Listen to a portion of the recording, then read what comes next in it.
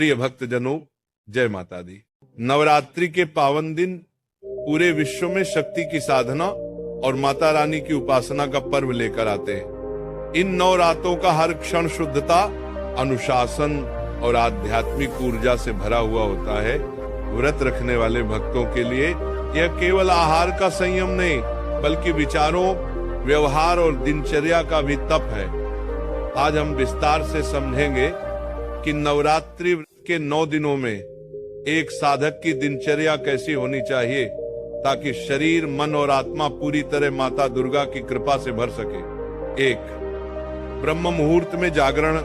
नवरात्रि में दिन की शुरुआत सूर्योदय से पहले ब्रह्म मुहूर्त में करना अत्यंत महत्वपूर्ण है। लगभग 4 बजे से 5 बजे के बीच का समय सबसे शुद्ध और ऊर्जा से परिपूर्ण माना जाता है। नींद से उठते ही सबसे पहले माता का स्मरण करें और आचमन कर महत्वपूर्ण माना जाता है। देवी दुर्गाय नमः का जाप करें। इसके बाद गुनगुने जल से स्नान करें। स्वच्छ और हल्के रंग के कपड़े पहने। सफेद, पीले या लाल रंग के वस्त्र शुभ माने जाते हैं। 2. प्राणायाम और ध्यान। व्रत का अर्थ सिर्फ उपवास नहीं, बल्कि मन का संयम है। सुबह की शांति में प्राणायाम, अनुलोम विलोम, गहरी श्वास और ध्यान करने से मानसिक स्थिरता आती है। माता की आराधना करने से पहले कम से कम 15-20 मिनट का ध्यान मन को पवित्र और एकाग्र बनाता है। 3. पूजा की तैयारी।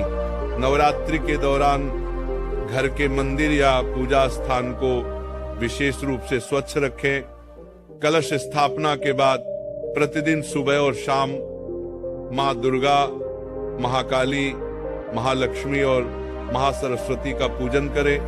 पूजन के समय गंगा जल, दीपक, लाल चुनरी, पुष्प, धूप और फल का उपयोग करें। दुर्गा सप्तशती, देवी कवच या सप्तश्लोकी का पाठ करना अत्यंत फलदायी है।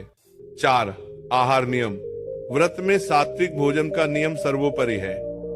अनाज, दाल, लहसुन, प्याज, मांसाहार और तामसिक भोजन का त्याग करें। दिन में 1 या 2 बार फलाहार लें। इसमें फल, दूध, दही, सिंघाड़ा, आटा, कुट्टू आटा, साबूदाना, राजगीरा शामिल हो सकते हैं।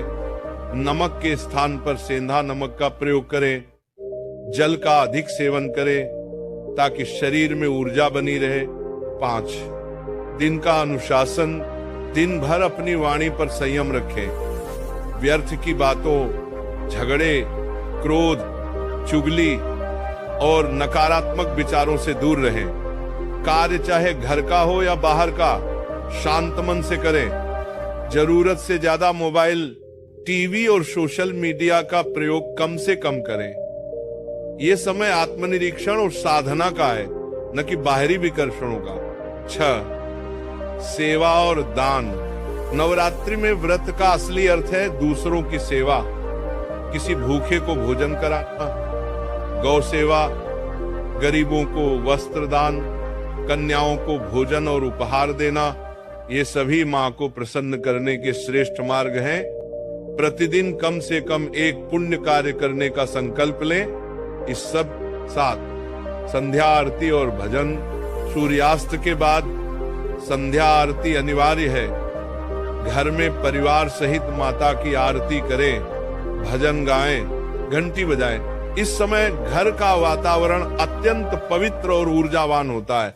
आरती के बाद प्रसाद वितरण करें। ये समय परिवार के साथ आध्यात्मिकता का आनंद लेने का होता है। पूरा 8. रात्रि विश्राम। दिन भर के व्रत और पूजा के बाद रात में हल्का भोजन करें, फिर माता का स्मरण कर विश्राम करें। सोने से पहले जय माता दी का नाम जपें। ये नाम जप न केवल नींद को गहरा बनाता है, बल्कि मन में शांति और संतोष भर देता है। 9 दिनों का संकल्प। पूरे 9 दिनों तक ये दिनचर्या बनाए रखना एक तपस्या है। ये शरीर को शुद्ध करता है, मन को स्थिर करता है और आत्मा को उच्च शक्ति से जोड़ता है। नवरात्रि का व्रत केवल देवी की कृपा पाने का साधन नहीं, बल्कि अपने जीवन को अनुशासन, सेवा और भक्ति से भरने का मार्ग है। 10. अंतिम दिन का महत्व। नवमी या अष्टमी के दिन कन्या पूजन और हवन का विशेष महत्व है। नव कन्याओं को भोजन कराना, उन्हें उपहार और दक्षिणा देना व्रत को पूर्ण करता है। ये माता की पूर्ण कृपा का आशीर्वाद पाने का सबसे बड़ा अवसर है।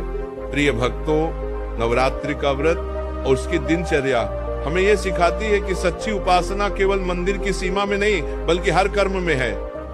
जब हम अपनी आदतों को पवित्र बनाते हैं, वाणी में मधुरता लाते हैं और दूसरों के लिए करुणा रखते हैं, तभी नवरात्रि का व्रत सफल होता है। इसलिए इस नवरात्रि पर यह संकल्प लीजिए कि 9 दिनों की ये अनुशासित दिनचर्या को आप अपने पूरे जीवन की आदत बना लेंगे।